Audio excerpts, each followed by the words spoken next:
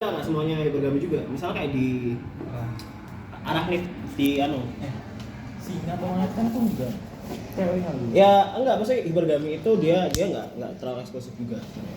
Untuk di di Animalia, di Kingdom Animalia, kayak misal kalau di Kingdom Amelia itu nggak eksklusif. Dia dia itu nggak general banget. Standpoint. Nah, cuman kalau di manusia itu general. Ini topik penelitian ini.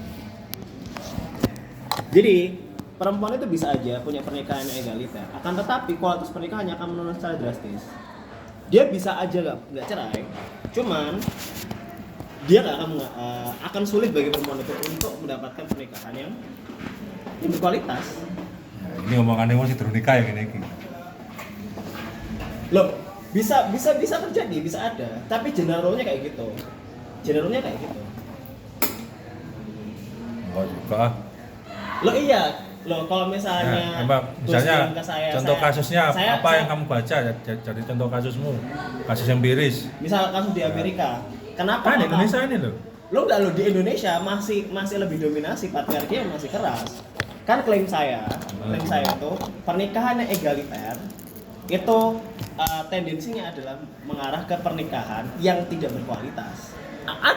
Mungkin ada pernikahan yang berkualitas. Kita tahu distribusi norma itu selalu ada penyimpang dalam data itu, tapi tidak menggantikan peraturan umum. Nah, saya ngambil case-nya di Amerika itu pernikahan egaliter, di mana hak suami dan istri itu diatur sedemikian rupa oleh negara hingga dia setara.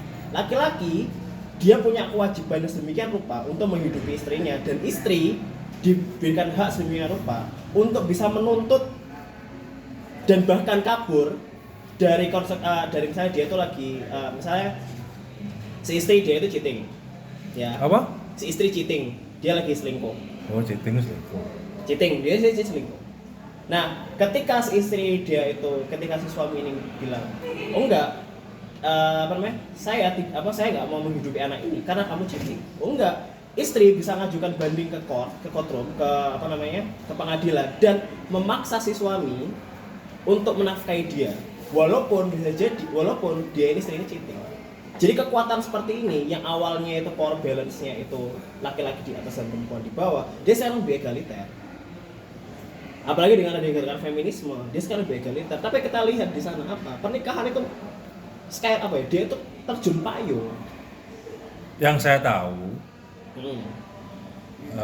perceraian ya. Saya tahu perceraian di masing-masing negara bagian di Amerika itu berbeda. Iya, ini kan bagian dari fit and proper test ya. Jadi super kajian yang bisa mendatangkan wanita apa enggak? Ya ini menolak wanita lah itu. Soal parenting.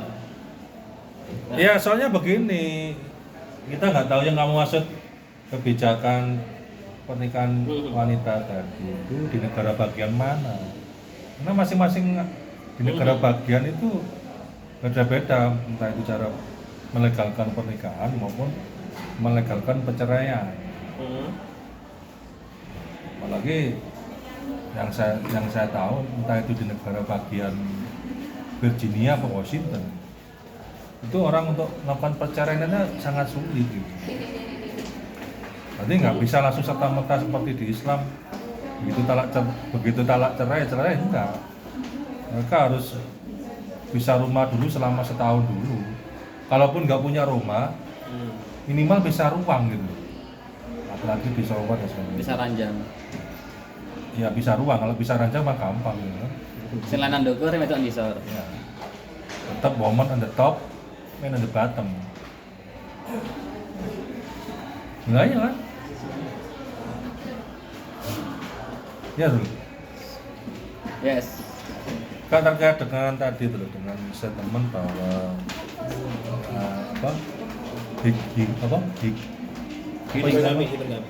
hipergami itu sekarang di saat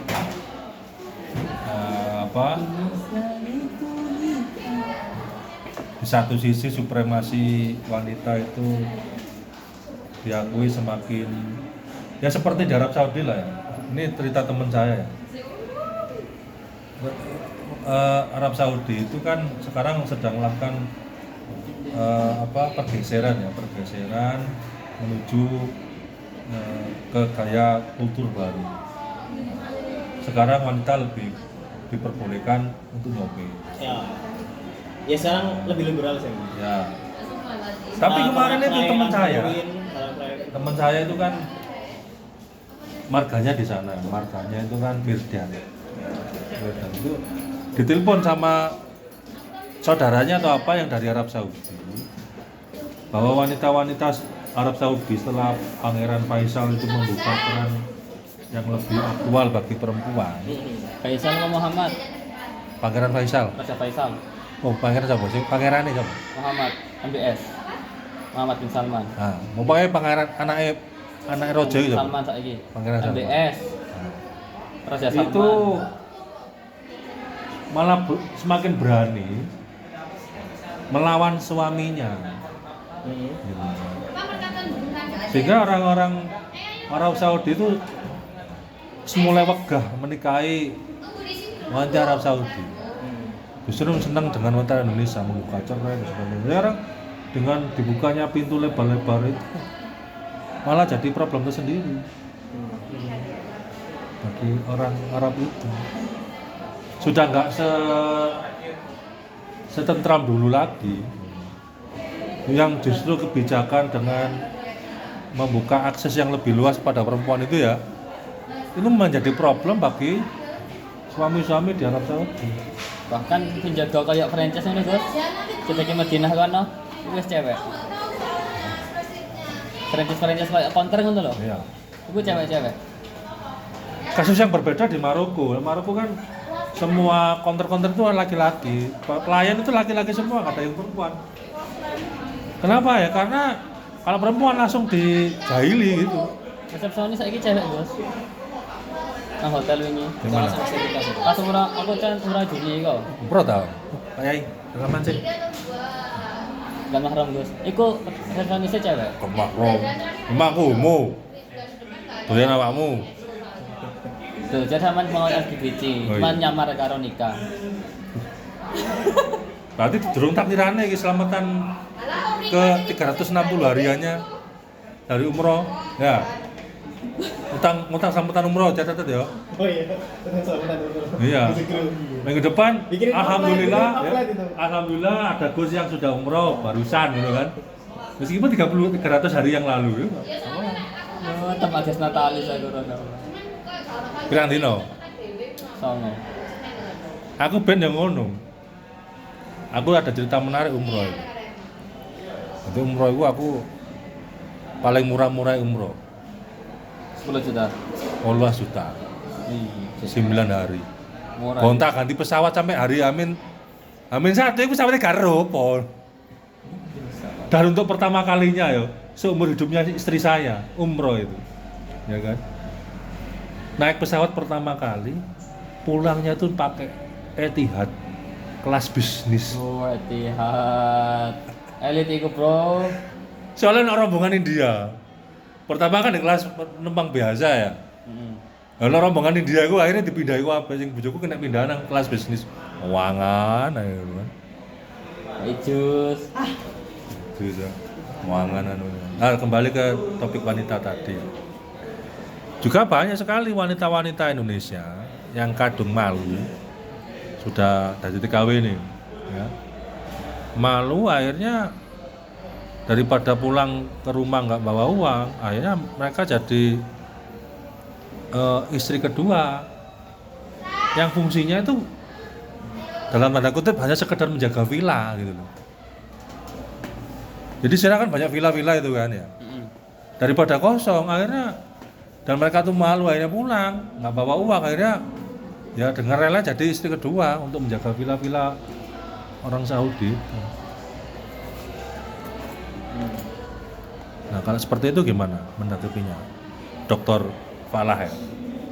Enggak, ini apa poin yang Ya terserah, pokoknya aku ngomong aja gitu. Oh ya udah. Kan yang ngomong terserah, penting kan ngomong ya. Daripada meneng-menengan. Ya udah ya. Kamu nggak sambung penting ngomong.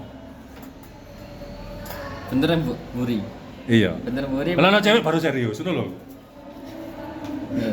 Sing wayahe serius iku aku, Gus. Oh, ngono ta? Sampeyan wis mari serius, biyen. Iya. Oh ya guys, ini ya. Minggu besok ada udah mulai inovasi diskusi. Nah, harus diskusi antar UKM harusnya. Sering. Kalau mau kerja ke samping-samping besok yang isi aku. Oh. Kita mau bahas sohoki. Songongki, malah songong nggak? Sohoki ini pas banget soalnya nyindir kalian. Sohoki sering dikutip jarang dibaca siapa dia. Aku nggak pernah ngutip. Nggak pernah ngutip. itu sering Itu kan gue yang ngutip. satu UKM. Itu Iya, nitip sama yang nempel anjir dan kita bangsat. Jangan biawi apa gitu. Saya juga nggak pernah ngutip. Itu ngutip.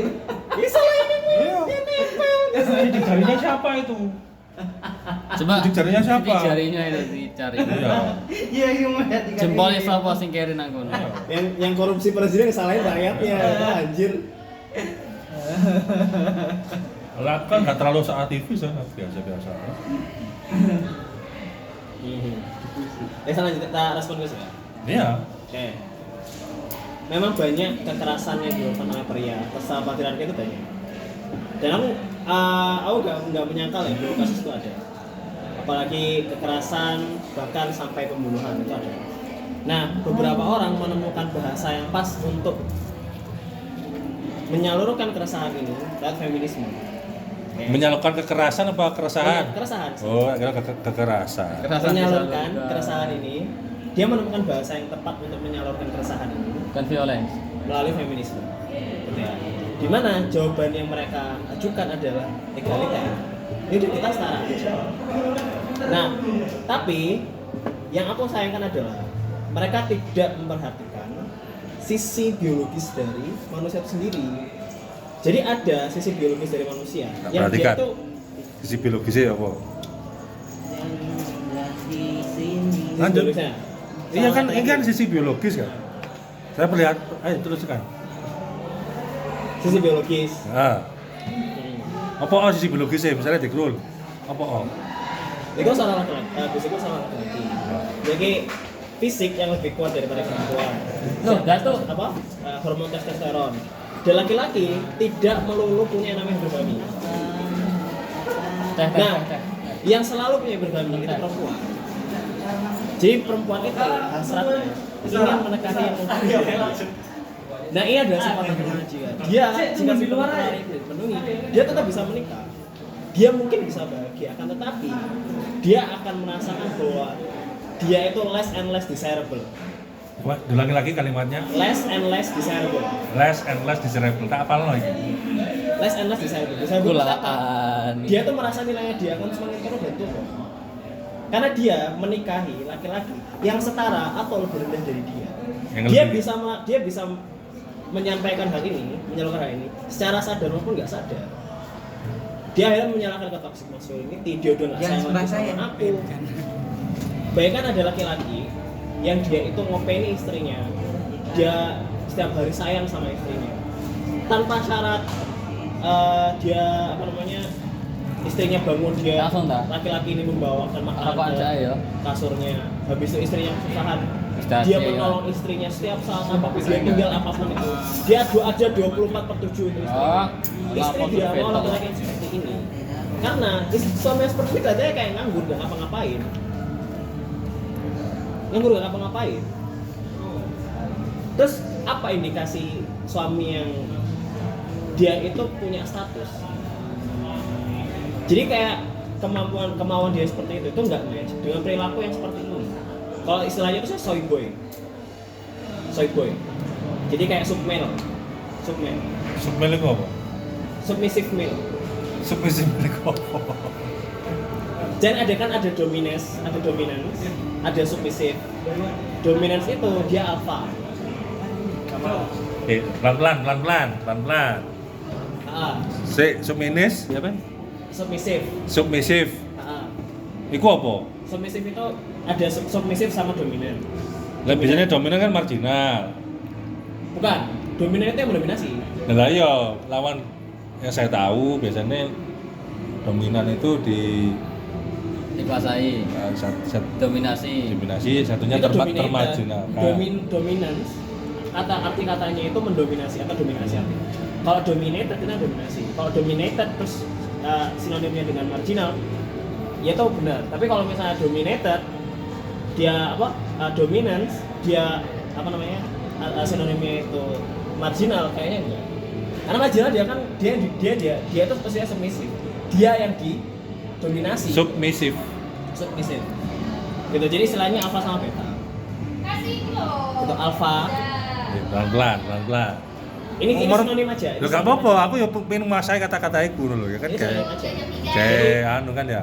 Kayak kuliah Kak antara- moro-moro no alfa beta mang lu ceritane piye? beda agama. Itu sinonim aja sebenarnya. Lah yo, masuk itu dalam kosakata apa di Kosakata biologi itu sebenarnya kosakata biologi udah ditinggalkan sebenarnya. Jadi kalau secara saintifik dia udah ditinggalkan. Tapi secara kultural dia masih tetap. misalnya Jadi sebenarnya itu teori yang dipakai untuk menjelaskan perilaku serigala. Jadi serigala itu dia kan serigala. berawal dari gerombolan. Ada satu serigala. Yang satu serigala ini dia itu seolah-olah dia itu ditakutin, diturutin dan dianggap sebagai pemimpin oleh serigala-serigala yang lain. Nah, kalau teori biologinya itu bilang kalau ini adalah alpha. Dia alpha wolf. Yang lainnya itu beta wolf. Alpha ini dia yang lead, dia yang take risk, dia yang open the door, dia yang ngasih tahu jalannya kemana. He's the boss. ya. Itu alpha. Kalau beta itu yang sub, yang follow. Ya teori konversi serigala kan terus. Nah, kayak gitu. Jadi kayak aku mas tadi itu down sama sub, alpha sama beta. Naturally, secara natural juga laki-laki dan perempuan dalam konteks rumah tangga itu adalah perempuan dipimpin dan laki-laki yang memimpin. Nah kalau misalnya Gus Angga bilang ya itu kan cuma konstruksi sosial aja. Kalau dia konstruksi sosial artinya tiap orang bisa jadi beda. Sekarang aku tanya lagi Gus Angga, coba jelaskan kenapa kok praktek patriarki di mana laki-laki mendominasi perempuan itu telah dipraktekkan selama puluhan ribu tahun kok nggak ganti? Mungkin ada masyarakat patriarki tapi kenapa dia itu minoritas? Ya karena kenapa laki-laki mendominasi ya karena dimulai dari ranjang. Kalau laki-laki gak memulai ya perempuan gak dan itu dimulai dari itu teori Freud begitu. Nah berarti Gus Angga mengatakan bahwa laki-laki mendominasi itu natural dan perempuan didominasi itu natural. Ya bisa dibilang ya, bisa dibilang tidak. Kenapa tidak? Tidak itu kalau laki-lakinya itu dianggap useless. Ketika kamu misalnya sudah usia 40 atau ya ketika kamu dalam posisi jobless, istrimu punya pekerjaan yang mapan. Atau istilah sekarang suami-suami takut istri gitu kan ya. Iya. Suis. Itu. Dan itu Terus apa yang terjadi sama laki-laki yang seperti ini? ya sudah ya Tereliminasi kan? nggak tereliminasi masih dicinta. Iya, enggak maksudnya Cuma- kalau secara chance survive. Ya jadi ada kewibawaannya hilang. Ketika sesuatu yang dibanggakan laki-laki itu kan kewibawaan, karisma. Kalau kemudian dia nggak punya kewibawaan, ya bersubordinasi kan. Apa-apa kata istrinya. Ya kemudian ada atau tiada itu dianggap nggak ada. Tapi kalau kemudian di tengah misalnya di tengah dia tidak punya pekerjaan atau dia menyerahkan posisi kepemimpinan itu di istrinya, selama dia punya aktivitas yang bisa menyembuhkan luka batinnya itu ya dia tidak mempermasalahkan. Justru laki-laki itu takut. Ada ketakutan juga kalau istrinya lebih pintar daripada suaminya. Kenapa itu kok terjadi? Toxic masculinity. Enggak, lo enggak. Kalau misalnya itu toxic masculinity karena konstruk, kenapa kok banyak orang yang mikir hal yang sama? Ya banyak sekali contohnya teman-teman kolega dosen saya juga begitu. Sama-sama dokter, egonya kan tinggi. Ego tinggi nggak mau kalah. Aku dokter kok diatur-atur, kan? Susah, ngatur orang pintar itu susah. Apalagi perempuan yang Apalagi pintar kalau gitu ya. perempuannya punya penghasilan sendiri. duit-duitku ya aku terap sakal perempuan dewe ya. Harga mati gitu susah komunikasi. Dan itu Pak. Cocokkan waktu Jadi karo anak. dalam keuangan suami istri itu ada duit lanang, duit wedok. Sampai sudah nikah nanti itu ada sila itu. Duit wedok itu Untuk dirinya penghasilan dari suami maupun istri harus masuk ke kantong istri. Dan itu gampang terdeteksi apa? Ya ada rekening ya. Apapun gajimu ya duit wong itu. Laki-laki suka yang duit lanang, yang apa? Duit yang bayarannya cash. Karena nggak terdeteksi secara rekening. Karena dia bisa. Itu nanti di matanya kayak gitu. Loh iya di kono iku. Ada beberapa hal yang secara empiris tadi ya, teori-teori yang disampaikan tadi itu dengan realitas relasi suami istri di orang Jawa itu belum tercover. Jadi teori yang kamu ungkapkan tadi belum bisa Mengcover. menjelaskan ya. Enggak, yang mana yang enggak bisa? Ya tadi itu bahwa perempuan Dominasi itu laki-laki selalu atas perempuan. itu selalu marry up ya. Ya. Itu nggak mesti juga ketika kemudian dalam situasi pondok pesantren nggak seperti itu. Jadi ya ada juga yang apalagi orang-orang PKS ya BKR. Loh, itu berpartai. bukan selalu harus. Itu keinginan natural wanita. Kata-kata natural itu kan mengeneralisir gitu kan. Makanya Emang kan- general. Lah iya, makanya saya sangka dengan fenomena tadi itu loh. Karena kamu kan bertanya loh, mana yang kemudian tercover? Saya menjelaskan dalam konteks lokal di relasi yang saya alami misalnya atau teman-teman yang sudah berumah tangga itu ada yang miss gitu kan. Ketika menjelaskan teori itu terlalu menyederhanakan suatu yang fenomena gitu loh. Mungkin itu memaksa, teori itu maksa gitu. Maksud saya begitu. Bahwa tesis bahwa wanita itu selalu marry up itu juga nggak benar-benar juga gitu. Mungkin kamu mengatakan natural bahwa Ya, itu wanita kan, general. nah itu enggak, Klaim saya itu juga. Enggak juga gitu. Itu kan untuk wanita-wanita yang berkarir gitu loh. Untuk wanita yang menganggap bahwa pekerjaan rumah tangga suatu yang mulia enggak terlalu ambisius itu. Dia percaya bahwa suaminya itu bisa. Jadi ada yang jadi kalau kita buat kategorisasi misalnya, oke di satu sisi wanita itu kepingin marry up itu ketika dia punya pandangan karir development, karir atau kepingin pansos sosial atau kepingin aktualisasi yang lebih. Tapi di sisi lain wanita yang kemudian mengkonsentrasikan dirinya kepada urusan domestik, urusan rumah tangga, dia nggak terlalu menuntut untuk bisa setara atau bisa melebihi kemampuan suami, enggak begitu juga. Ada yang seperti itu juga. Ya itu tadi kemudian kan kembali ke kesadaran feminisme perempuan bahwa ada perempuan yang ingin diajak, ingin setara, ada yang kepingin pada posisi yang sudah saat ini. Bahkan pemikiran-pemikiran seperti itu kan oleh Gus Yahya Stakuf kan malah ditolak ya, feminisme ya. Saya lihat statementnya Ram ya. Itu nggak usah aneh-aneh. Itu bukan produk dari Islam gitu kan ya. Kan seperti itu. Feminisme. Iya, ditolak itu. Sama elit NU sendiri ya. Kalau dari Gus Anda sendiri? Kalau saya tuh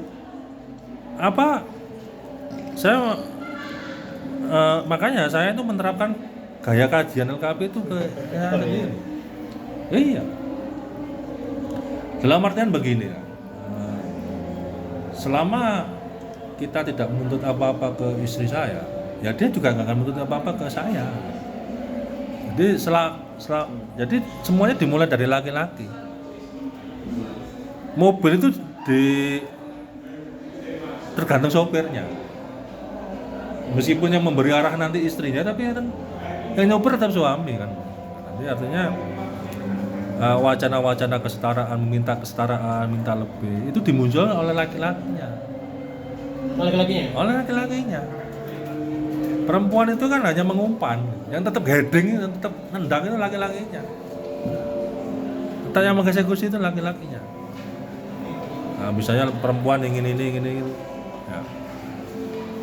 Itu bisa saja direm dengan karisma. Dengan karisma laki-laki. Gimana caranya karisma itu? Ya pertama, laki-laki harus punya pengetahuan, kognisi. Ya, dalam hal kognisi, laki-laki harus lebih superior daripada wanita. Karena meladeni perempuan itu bukan dengan kepintaran, tapi dengan kebijaksanaan. Kalau dengan pintar itu akan bertempur ego. Tapi kalau diajak berpikir reflektif, itu belum tentu kalimatnya lebih banyak itu akan lebih unggul, nggak belum tentu juga. Kemampuan mengelola ritme, ya kan, setting, ya, cara berkomunikasi dan sebagainya itu menentukan. Ada saatnya defensif, ngomong, membiarkan semua serangan kata-kata itu masuk, kemudian ketika sudah lelah dia berngomong baru kita berikan teguran. Nah, begitu. Jadi yang ditinggalkan dari kajian feminisme adalah kearifan-kearifan lokal yang tidak dianggap sebagai senjata dalam membangun pemberdayaan wanita. Jadi Gus, kalau saya sendiri posisi personal saya itu sebenarnya tidak sepakat dengan feminis. Saya bisa dibilang bahkan anti feminis. Karena alasannya sederhana. Karena feminis kan dia menuntut kesetaraan gender. Saya nggak sepakat sama itu. Gender memang beda, tapi mereka itu nggak setara. Mereka punya gender roles yang berbeda. Itu personal saya. Cuman ada cumannya. Seidealis saya itu akan tunduk juga sama realita sosial sekarang. Nah makanya kan ada yang bahasa yang lebih simplistik. Apa? Sekufu ya kan ya? Sekufu, selevel. Tidak terlalu kesenjangannya tidak terlalu tinggi. Kompatibel nggak sih? Misalnya arti yang lebih pas itu kompatibel. Yang penting ya kamu. Kufu itu kan yang level, tingkat. Iya. Dan tingkat itu iki Kafa'ah toh? KFA. Iya, kafa'ah itu kompatibilitas Gus, bukan level. Terjemahannya ngomong sama mereka level. Ayo, bahasa Arab. Enggak, iya maksudnya Kalau bahasa Arab, ayo. itu kan nggak setara. Dia artinya cocok kan? Iya. Penerjemah klasik. Penerjemah sebelum abad 21 iki lho. Di terjemahan namanya tingkat levelitas. Iya, maksudnya misalnya aku rakyat biasa, yo cok nikah sama penyanyi yang terkenal, yo gak nyambung, kan misalnya kayak ngono toh. Atau misalnya aku ngualin ojo asline karo wong sing tukang ngeklub ngono ojo, kan mesti kafaan kan kayak ngono. Iya. Tapi anak AI ya, artinya karo anak AI. Tapi iya. ini loh, terkadang itu kan aku pernah tuh sama satu orang apa ya, bos ya. Bos itu bilang gitu. Ini Gus loh. Iya enggak. Oh ini juga Gus, ini Gus. Beneran ini. Bukan bos, bukan bos KW kayak kalian. Budir. Belum terakreditasi kita. Oke. Itu penyesalannya. Ini dia bilang gini, San, aku ada bojoku gak sekufu. Jadi dia Gus, dia nggak punya. Terus dia nikah sama orang yang punya istrinya. Lah jadi di sini itu mungkin skala bukan tentang selevel ya, atau setara itu bukan tentang uang ataupun bisa jadi gini, orang yang kaya menikah sama orang yang pintar. Kalau mereka merasa itu memang cocok atau selevel, ya nggak masalah. Gitu. Hal-hal semacam itu perlu dipertimbangkan. Jadi selevel atau kafa itu nggak perlu kufu itu nggak perlu. Oh, kalau dia kaya aku harus kaya, kalau dia lagi kiai dia kiai. Definisi dari kufu itu soal pintar bukan ke pribadinya, tapi ke orang tuanya. Artinya kita sebagai cowok pintar, berarti bukan nikah dengan anak pintar, tapi nikah dengan anaknya orang pintar. Dukun. Hah? Dukun. Sopo? Segenah apa ya? Oh, dia arek sugih. Berarti nikah karo anake wong sugih. Anake wong bukan wong iku. Ya wong iku yang kita nikahi itu adalah orangnya. Nah, aku Tapi sih pandangan di level di kufu KFA itu memandang atasnya untuk si pribadi perempuan. Iya, berarti family kan? Family. Konteks family-nya. Bukan pribadi personality. Oh, iya sih maksudnya. iya. Tapi di family. Aku paham, tapi itu menjadi sebuah wacana baru ya, di mana Nah, kadang bisa tapi jadi enggak berarti konteksnya KFA itu beda. tidak ada kewajiban. KFA konteks kitab klasik sing mbok ajukan iku KFA sing modern. Yang baru nih. KFA yang sudah terdistorsi oleh pemikiran barat. Bisa jadi emang Ya compatibility. Aku itu nggak tahu. Ya sih. inilah ya para Kecocokan jomblo-jomblo aku yang kurang memaksa seberapa cocok. ya, berimajinasi tentang keluarga yang sekufu ya belum lakoni ya begini perdebatan. Mentang-mentang cuma satu yang udah berkeluarga. Ya iya, iya. Yang Kan lainnya sudah cuma- terbukti Cuma kan. halu-halu saja. Halo-halo aja, halo-halo gitu kan. Ya masih belum ada. Tapi yang paling penting itu ya,